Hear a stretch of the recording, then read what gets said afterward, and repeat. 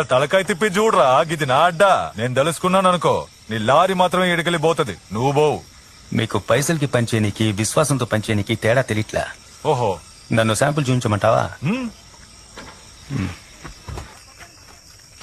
ఈ ముగ్గురు పెద్ద మనుషుల్ని గీడే కొట్టి చంపినోడికి బహుమతి పైసలు 20 లక్షల రూపాయలు.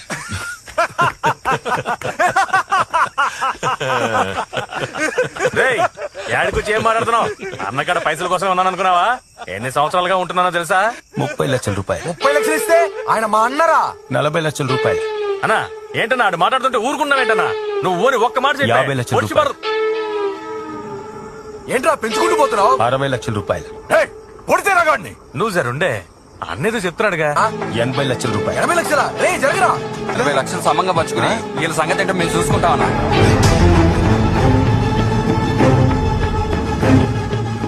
ఇప్పుడు సమజైందా పైసలకి విశ్వాసానికి తేడా ఏందో?